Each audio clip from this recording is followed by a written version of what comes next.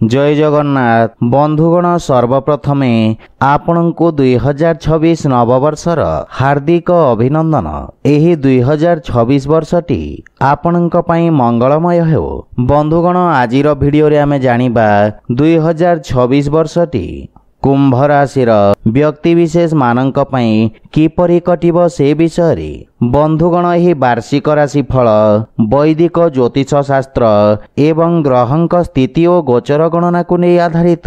एही वीडियो माध्यम रे आमे आर्थिक जीवन, वैवाहिक जीवन, क्यारियर, शिक्षा, व्यवसाय एवं स्वास्थ्य विषय रे संपूर्ण विस्तार भाव रे जानिबा। सेथि पई वीडियो को शेष पर्यंत देखंतो और जो माने आम चैनल को नुआ करी आछंती तळे थिबा लाल रंगर सब्सक्राइब बटन को दबाई आम चैनल को सब्सक्राइब करंतो और पाखरे थिबा घंटी बटन को दबाई ऑल रे सिलेक्ट करंतो।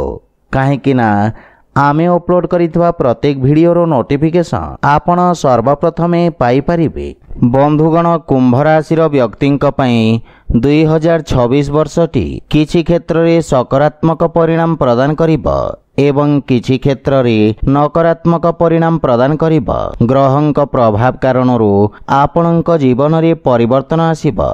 वर्षर प्रारंभ रे ही राशि स्वामी शनि मीन राशि रे विराजित रहिबे एवं आपणको परिवार, धन, जानवाहन एवं संपत्ति एवं वाणी और कुटुंब संबंधित परिणाम प्रदान करिबे। बृहस्पतिंक प्रभाव पंचम भाव को सक्रिय करिबो, जहा फल रे प्रेम, शिक्षा एवं क्रिएटिविटी क्षेत्र रे सकारात्मक परिणाम प्राप्ति हेबो। वर्षर द्वितीयार्ध रे बृहस्पति षष्ठ भाव को गोचर करिबे, जहा फल रे कंपटीशन एवं शत्रुपक्ष को प्रभावित करिबो। राहु केतुंक गोचर वर्षर प्रथमार्ध रे कुंभ और सिंह राशि को प्रभावित करिबो। नवेम्बर शेष भाग रे राहु मकर राशि को और केतु कर्कट राशि को गोचर करिबे, जहा फल रे व्यक्तिर मानसिकता सहित विचारशीलता को प्रभावित करिबो। क्यारियर और व्यवसाय दृष्टि वर्षर प्रारंभ रे देवगुरु बृहस्पति और शनि एकादश भाव को दृष्टि रखिबे, जहा फल रे आपणको कार्य क्षेत्र रे सफलता मिलिबो। बृहस्पतिंक प्रभाव आपणक कठिन परिश्रम को फलीभूत करिबो एवं शनिंक स्थिति आपणक कार्य को व्यवस्थित और लंबा समय पर्यंत प्रभावित करिबो। आपण नुआ कार्य योजना को क्रियान्वित करी उत्तम लाभ प्राप्त करिबे तथा आर्थिक दृष्टि मध्य समय लाभदायक रहिबो। एहा व्यतीत लग्न भाव रे देवगुरु बृहस्पतिंक दृष्टि आपणक पई नुआ योजना, नुआ विचार और दृष्टिकोण उत्पन्न करिबो।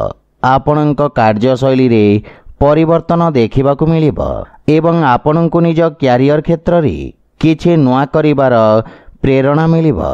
जदि आपण कोनोसी नुआ कार्य बा व्यवसाय प्रारंभ करिबार योजना करूछंती ताहले एही समय आपणक पई सर्वश्रेष्ठ रहिबो।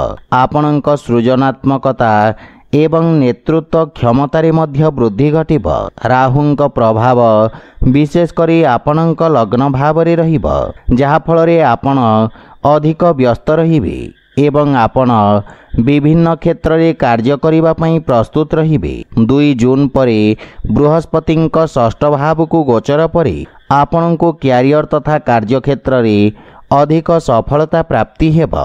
चाकरी क्षेत्र रे पदोन्नति और वेतन वृद्धिर जोग रहिछि। सेहीपरि आर्थिक स्थिति दृष्टि 2026 वर्षटी मिश्रित फलदायक सिद्ध हेबो।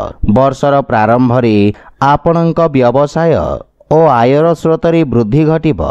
व्यवसाय रे अनुकूल वातावरण हेबा कारणरू आपण अर्थ संचय करिबारे सफल हेबे। पूर्वरु करा जायथिबा आर्थिक निवेश आपणको द्विगुणित लाभ प्रदान करिबो एवं जीवन साथी मध्य धन संचय करिबारे पूर्ण सहयोग करिबे तथा जीवन साथींक सहयोग आपणको सठिक दिगरे निर्णय नेबारे सहायक हेबो। 2026 जून परे आपणको किछि विशेष लाभ और खुशी प्राप्ति हेबो। एही अवधि रे आपणको आभूषण, वाहन और संपत्ति प्राप्ति हेबार संकेत रहिछि। एही अवधि रे धन संचय हेबा सहित ଆପଣଙ୍କ ମନ ଶାନ୍ତ ରହିବ। ପୂର୍ବରୁ ଫସି ରହିଥିବା ଧନ ବା ବକେୟା ଦେଇଥିବା ଟଙ୍କା ଆପଣ ଫେରି ପାଇବେ, ଯାହାଫଳରେ ଆର୍ଥିକ ସ୍ଥିତିକୁ ଆହୁରି ମଜବୁତ କରିବାରେ ଆପଣ ସକ୍ଷମ ହେବେ।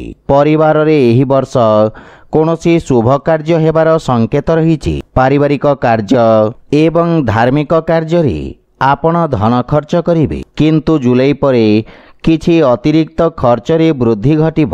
ସେଥିପାଇଁ ଏହି ଅବଧିରେ ଅନାବଶ୍ୟକ ଖର୍ଚ୍ଚରେ ନିୟନ୍ତ୍ରଣ ବଜାୟ ରଖନ୍ତୁ। ବର୍ଷର ଶେଷ ଭାଗରେ ଦେବଗୁରୁ ବୃହସ୍ପତିଙ୍କ ଶୁଭ ଦୃଷ୍ଟି ଆପଣଙ୍କ ଆର୍ଥିକ ସ୍ଥିତିରେ ପୁନଃ ସୁଧାର ଆଣିବ। ଜୀବନସାଥୀଙ୍କ ପକ୍ଷରୁ ଆର୍ଥିକ ଲାଭ ପ୍ରାପ୍ତି ହେବ। ରାହୁ କେତୁଙ୍କ ପ୍ରଭାବ ମଧ୍ୟ ଅକ୍ଟୋବର ପରେ ଧୀରେ ଧୀରେ କମ୍ ହେବାକୁ ଲାଗିବ, ଯାହାଫଳରେ ଆପଣଙ୍କୁ ଆର୍ଥିକ କ୍ଷେତ୍ରରେ ଆଶ୍ୱସ୍ତି ମିଳିବ। ଆପଣଙ୍କ ବ୍ୟୟଭାରରେ ହାନି ଘଟିବା ସହିତ ଲାଭରେ ମଧ୍ୟ ବୃଦ୍ଧି ଘଟିବ। ସେହିପରି ପ୍ରେମ ଓ ବୈବାହିକ ଜୀବନ ଦୃଷ୍ଟିରୁ 2026 ବର୍ଷଟି ଆପଣଙ୍କ ପାଇଁ ବିଶେଷ ମହତ୍ତ୍ୱପୂର୍ଣ୍ଣ ସାବ୍ୟସ୍ତ ହେବ। ବର୍ଷର ପ୍ରାରମ୍ଭ ସମୟରେ ପ୍ରେମ ଓ ବୈବାହିକ ଜୀବନ ପାଇଁ ଶୁଭ ସଂକେତ ରହିଛି।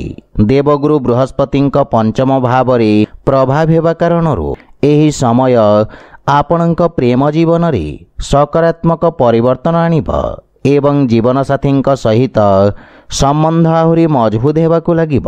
ପ୍ରେମୀଙ୍କ ସହିତ ଉତ୍ତମ ସାମଞ୍ଜସ୍ୟ ବଜାୟ ରଖିବା ସହିତ ପରସ୍ପର ମଧ୍ୟରେ ବିଶ୍ୱାସ ବୃଦ୍ଧି ପାଇବ।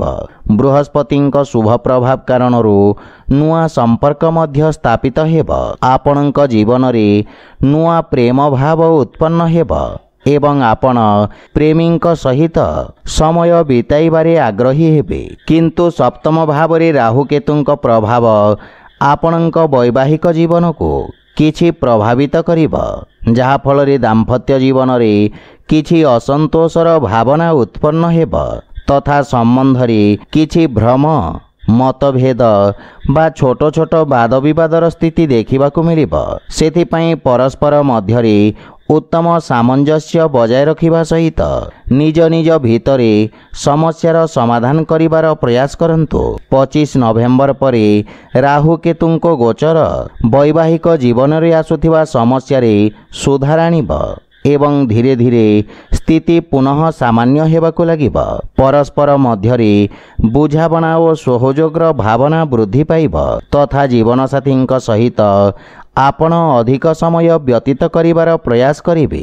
ସେହିପରି ସ୍ୱାସ୍ଥ୍ୟ ଦୃଷ୍ଟିରୁ 2026 ବର୍ଷଟି ଆପଣଙ୍କ ପାଇଁ ମଧ୍ୟମ ଧରଣର ଫଳ ପ୍ରଦାନ କରିବ। ବର୍ଷର ପ୍ରାରମ୍ଭ ସମୟରେ ସ୍ୱାସ୍ଥ୍ୟାବସ୍ଥା ଉତ୍ତମ ଅନୁକୂଳ ରହିବ।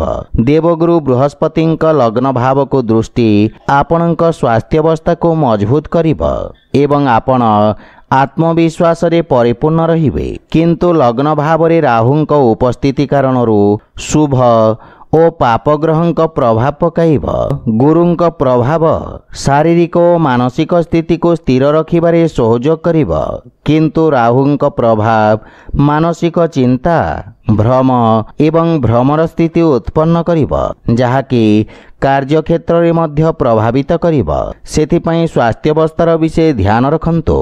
25 ନଭେମ୍ବରକୁ ରାହୁ କେତୁଙ୍କ ଗୋଚର ପରେ ଆପଣଙ୍କ ସ୍ୱାସ୍ଥ୍ୟାବସ୍ଥାରେ ଧୀରେ ଧୀରେ ସୁଧାର ଆସିବାକୁ ଲାଗିବ ଏବଂ ମାନସିକ ଚିନ୍ତା ମଧ୍ୟ କମ୍ ହେବାକୁ ଲାଗିବ। ମାନସିକ ଶାନ୍ତି ମିଳିବା ସହିତ ସ୍ୱାସ୍ଥ୍ୟାବସ୍ଥାରେ ଧୀରେ ଧୀରେ ସୁଧାର ଆସିବାକୁ ଲାଗିବ। ଆପଣଙ୍କ ପାଇଁ ପ୍ରତିକାର ହେଲା ଆପଣ ପ୍ରତ୍ୟହ ଭଗବାନ ହନୁମାନଙ୍କ ପୂଜାର୍ଚ୍ଚନା କରି ହନୁମାନ ଚାଳିଶା ପାଠ କରନ୍ତୁ ଏବଂ ଶନିବାର ଦିନ କୌଣସି ଶନି ମନ୍ଦିରରେ ରାଶି ତେଲର ଏକ ଦୀପ ଲଗାଇ ଶନିଙ୍କ ବୀଜମନ୍ତ୍ର ଜପ କରନ୍ତୁ ଏବଂ ଶନି ଚାଳିଶା ପାଠ କରନ୍ତୁ, ଶୁଭ ଫଳ ପାଇବେ। ତ ବନ୍ଧୁଗଣ, ଏହା ଥିଲା 2026 ବର୍ଷର କୁମ୍ଭ ରାଶିର ବାର୍ଷିକ ରାଶିଫଳ ବିଷୟରେ। ଯଦି ଭିଡ଼ିଓଟି ଆପଣମାନଙ୍କୁ ଭଲ ଲାଗିଥାଏ ଲାଇକ୍, ସେୟାର ଓ କମେଣ୍ଟ କରି ଜଣାନ୍ତୁ ଏବଂ ଆମ ଚ୍ୟାନେଲକୁ ସବସ୍କ୍ରାଇବ୍ କରନ୍ତୁ। ଜୟ ଜଗନ୍ନାଥ।